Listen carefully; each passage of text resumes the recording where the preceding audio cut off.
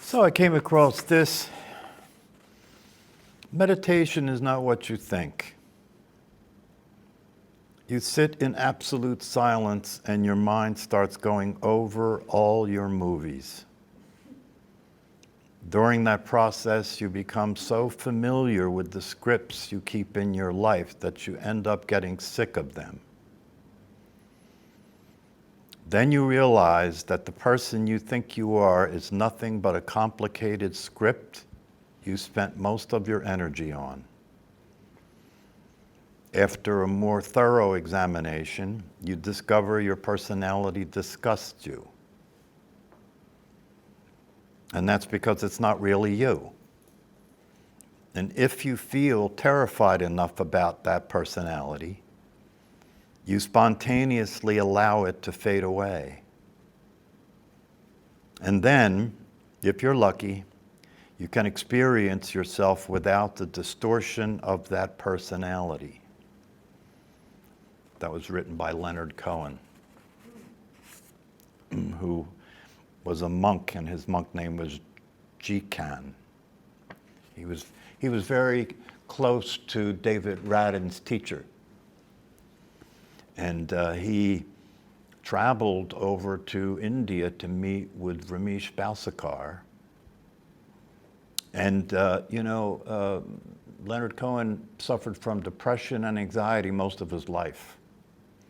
And after he came back from Bombay, he said that the anxiety and the depression disappeared. So, when you look at this and it says, after more thorough examination, you discover your personality disgusts you because it's not really you.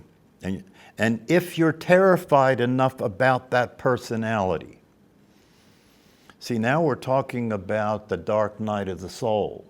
If you're terror enough about, how many of you heard that term? I have. Now we're talking about the dark night of the soul. There has to come a time in this process when you experience a sense of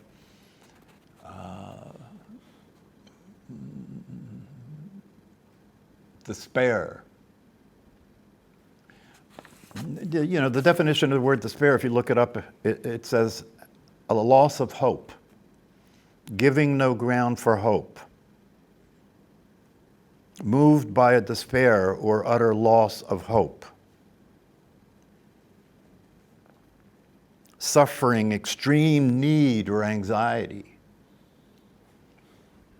involving extreme danger or possible disaster, of extreme intensity, shocking, outrageous. These are the definitions of desperation.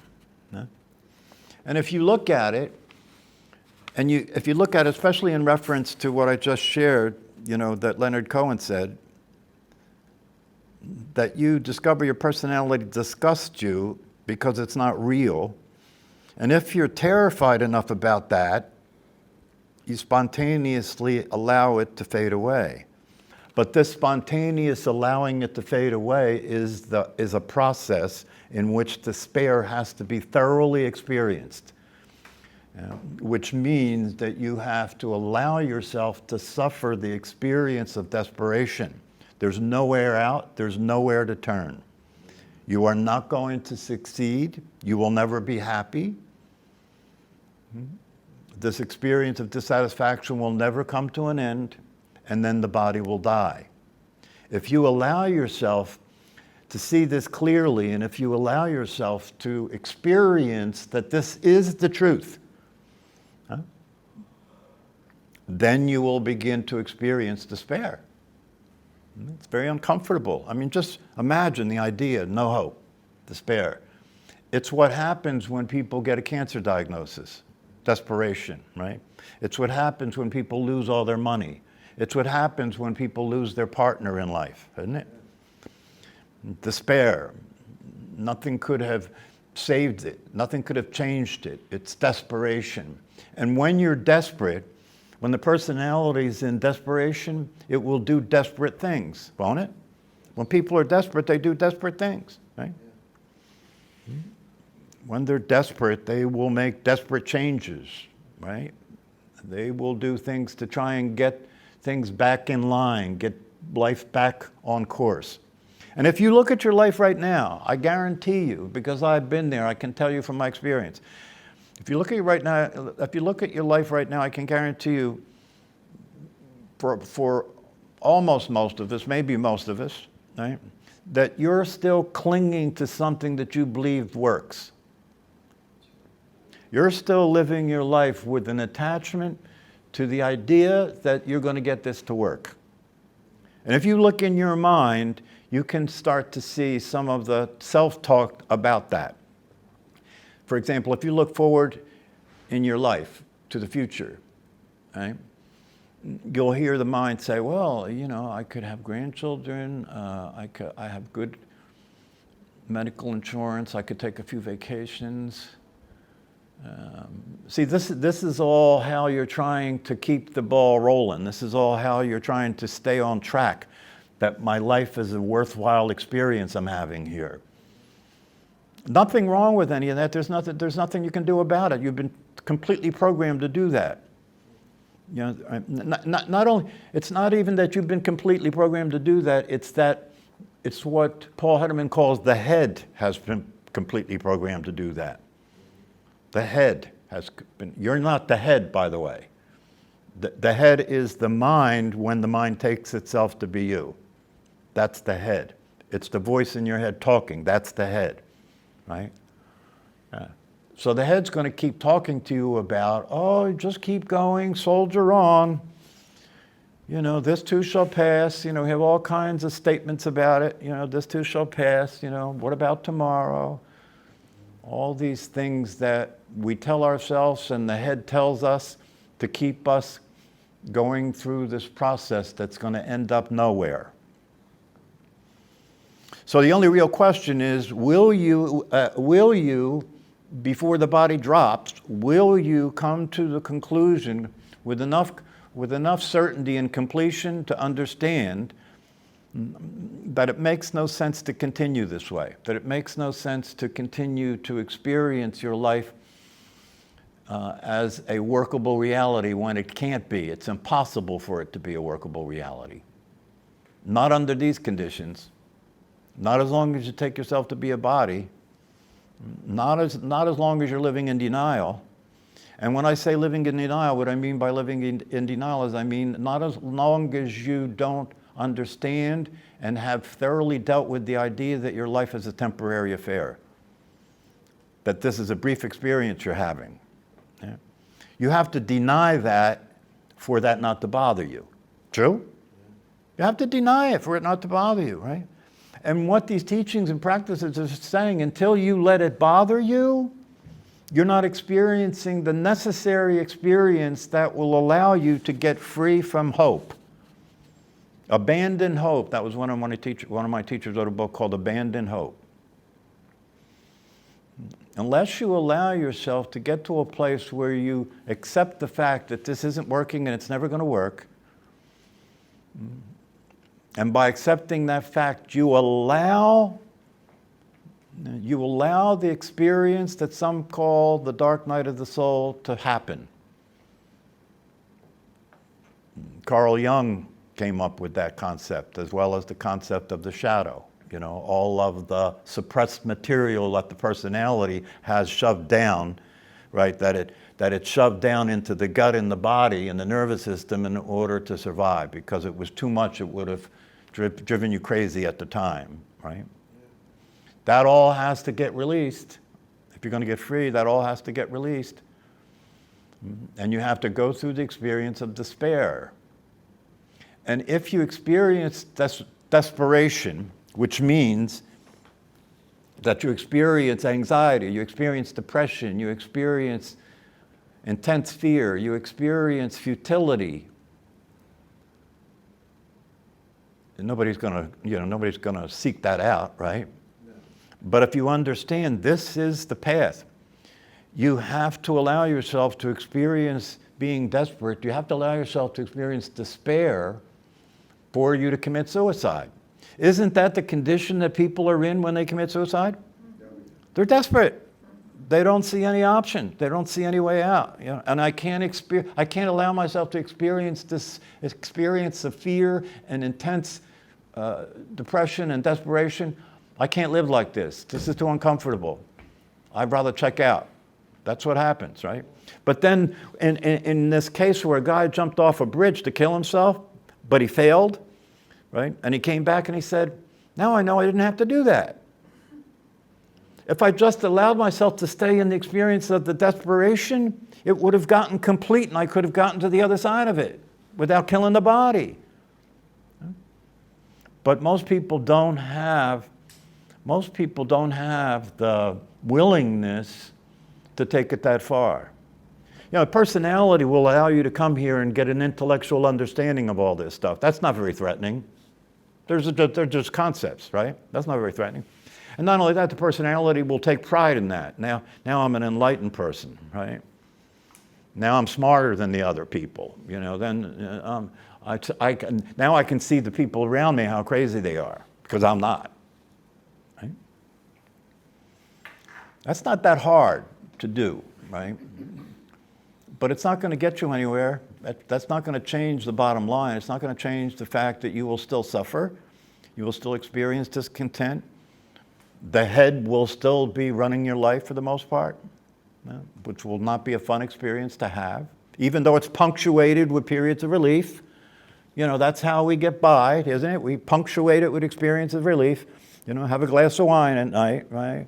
Eat some gummies, smoke a joint here and there, go out with the girls or boys and have a good night, get drunk.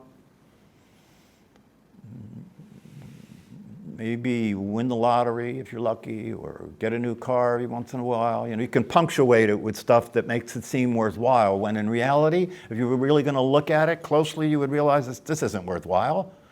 How can this be worthwhile? Especially given the ending of it all and the temporariness of it. How can this possibly be worthwhile? But on the other hand, if you understand, okay, that's the easy road. You know, when I mentioned earlier that David was talking about the fact that he's been giving these talks for decades and people are still miserable, that's because they're only getting it at the intellectual level. And it's not making a difference. That's why every time he gives a talk, he gets flooded with emails saying, oh, I'm suffering, help me. You hear him talk about that? He makes fun of it. The people do that with him all the time, right? Well, the reason that's the case is because that's not the difference that's going to make a difference. Understanding these intellectually is not the difference that's going to make a difference. Not only that, but at some point in the process, it'll start to stink. At some point in the process, you'll start to realize, oh shit, I thought I was getting the edge here. I thought I was learning something and practicing something that was going to get me on top of this problem, right? But then you realize at some point, no, that's not exactly, it's not exactly the case. You have bitten the forbidden fruit, in a sense. Yeah? Because the more you know about this and the less realized you are about what you know, the worse it's gonna get. Right? There's only one thing worse than a normal person being miserable and suffering and being depressed and anxious and then dying. There's only one thing worse than that. It's somebody who comes upon these teachings and practices and feels like there's a real possibility to get out of this and fails. And fails. That's worse than the other case. Okay? That's why one of the things that Ramana Maharshi used to say is your head is already in the tiger's mouth. There's no way out. It's already in the tiger's mouth. The only question is, do you understand this, and are you clear enough about this to accept the inevitability of the end game here? The inevitability of the end game here is at some point, through these understandings, at some point the understandings start to turn into an experience, not just an understanding. And when they start to turn into an experience, the experience is going to be an experience of profound desperation.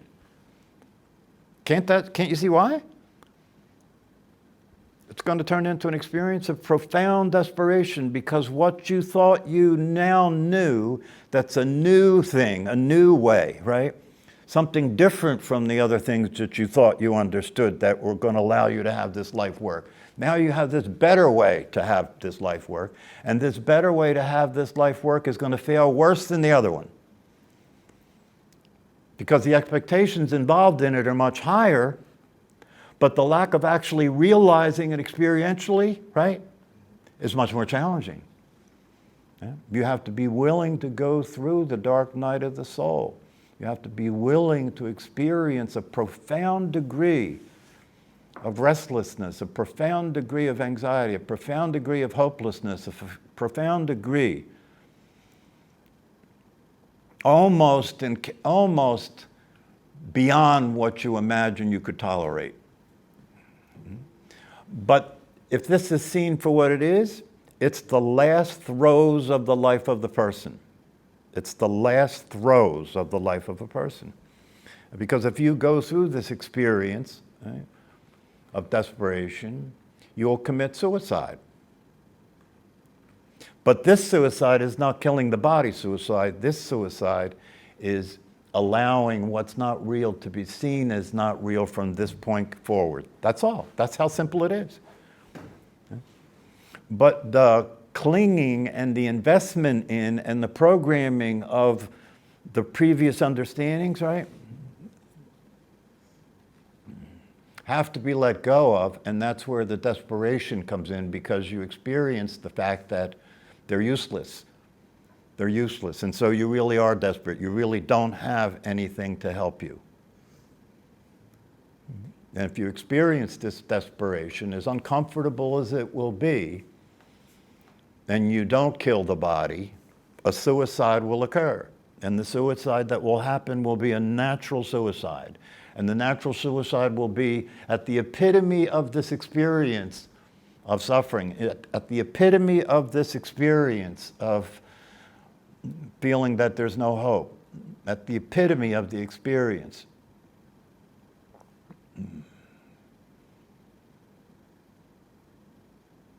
Not because you caused it,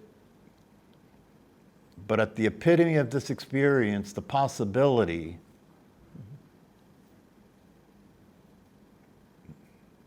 of the source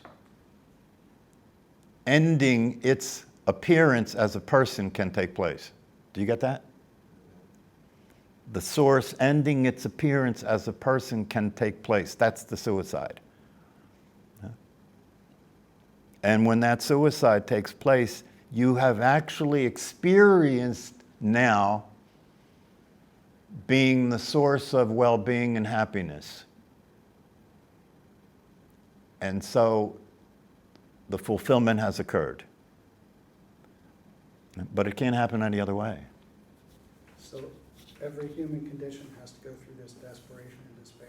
But some people wallow in it for their whole life, and some people it could be a quick affair. Well, the people that wallow in it in their whole life are not in this process. They're just wallowing in it for their whole life, that's all. You know, probably with a lot of drugs and all the other things to try and get out of the experience, right? But the people who enter into it with an understanding that it's a necessary end of the life of the personality, right? Then because of that, and because of the teaching and the teacher and the you know, because of all the factors that have come into play, right, the possibility for you exists to have an understanding of what's happening, right? So you just stay present to it. You allow it. As uncomfortable as it is, you allow it because you understand that if you didn't understand what was happening, you might think you're actually dying. Because your body may feel like it's actually dying, right? But if you understand what's actually going on, you have the guidance from people who have been through this before to tell you to just continue to breathe your way through it. Continue to be present to it. Allow the experience to take place. You know, it's uncomfortable. It's the worst thing you may have ever experienced in your life, right? But you can have faith and trust the fact that it is a necessary process for the personality's existence to come to a completion. And no intellectual understanding can provide that. an intellectual understanding can provide some degree of relief, right? Because you know that at least there's something other than what you thought there was, right? But that falls far short of the full realization. So this is where the practice comes in, because you can have these glimpses of the truth, but then, you always fall back to the personality, so it's kind of like a practice, right? You go back and forth. And Yeah, you may have the flip-flop experience, right? But even that starts to wear you down. Even that starts to become frustrating. Even then you start to ask, is this it? Is this the way it's going to keep going, right? So that's just part of the process, right? But the time comes, when you have to get to an experience.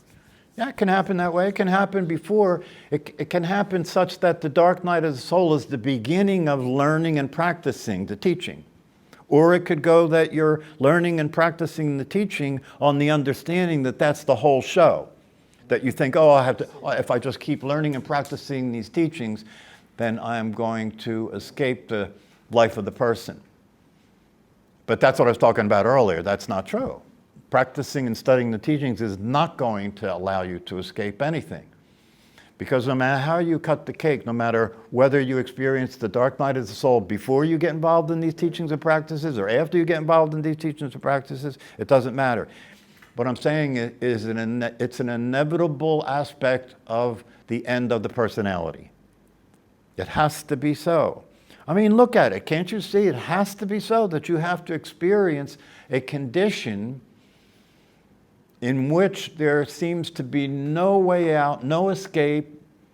You can't stand the idea of continuing to live this life this way. You've tried enough to know the truth.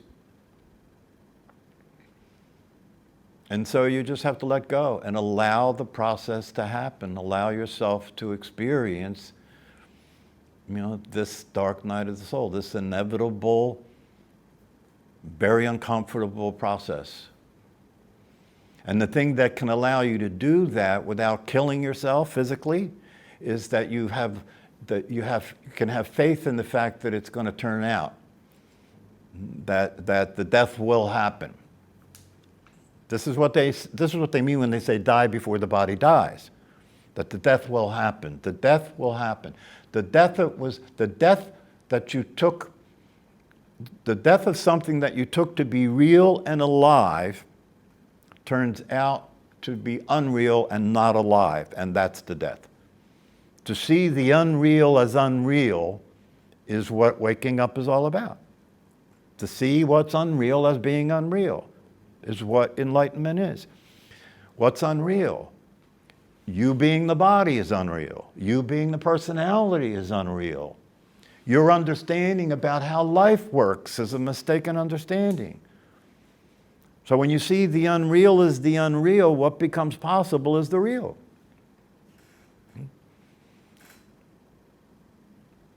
So, what's left is the real, because it was always there. Of course. So, what Ramana Maharshi meant when he said your head's already in the tiger's mouth, right? If you've come this far, you've committed yourself to something that's going to continue and come to an end on its own, no matter what you do. Because you've already tasted the possibility of the reality, and your life can never be the same. You can never unforget that. You can never deny it again. So your head is in the tiger's mouth. So then the question becomes, how long is it going to take you to die now? That's the only question left. How long is it going to take you to die? How long will it take you to get into the experience of the end of the life of the personality? There'll be a lot of resistance to it because nobody likes being uncomfortable and nobody likes feeling like they're dying. But if you understand what dies never lived, and that's been the source of your suffering, then you're willing to go through it. You're willing to go through it. And you don't care. The other part of it is you don't care whether it kills you or not, right? Because if things don't change and it doesn't kill you, you'll wish it had. Right? Is the body dying while you're going through that? What's that? Is your body dying? No. It may be. I mean, you know, it could be. I mean, you may have a diagnosis of terminal cancer, right? So it may But the be. process, I'm talking about the process of going through, what was it, the night? Dark night of the soul. Yes. It could be when your body's dying. Because don't forget, the idea is that if you succeed in this process of experiencing the dark night of the soul, on the other side of that, even if the body dies, you don't. Well, you can get to the point where you're dying and then it turns around and you get your health again. Yeah, that could happen. And if that happens and you've experienced this process that I'm referring to, the rest of your life will be lived in freedom. Huh? If it happens that way, the rest of your life will be lived in freedom. Don't forget, if you've been this far, Paul Hutterman was sharing this the other night. He was reading passages from the, what's that thing called? No, the Christian book. Course of Miracles. Yeah, he was reading passages from that. And one of the passages he read from the Course of Miracles was saying that if you have made contact with the truth, if you've made contact with your true nature, right? Even if you don't experience full awakening by the end of this life, when this body dies, you will be awakened. You will be awakened. The other thing that he says that we quoted from the Course of Miracles is when you are aware of yourself as awareness, right? And you're experiencing yourself as awareness, right? And then you lose touch with that and you go back into being under the influence of the head, right? People are afraid that they've lost it. This is the flip-flop concept. They're afraid that they lost it. But one of the things that is said in the Course of the Miracles that I was reading is even once you've made sufficient contact with the reality of what you are, even when you're not there for it, it is still there. So you can't lose it. It's just that your attention is elsewhere, that's all. How can it not still be there when it's always there? So you can't lose contact with it. Yeah, it's still there, but not as you. That's a big difference, isn't it? Yeah, the head's still there, but you're not the head, right? The head's still there, but you're not the head. So you're still living with the head, but it's not your master. You're still living with the head, but you know that its programming, right? Its programming is based strictly on survival of something that doesn't exist. So why should you be interested in listening to that?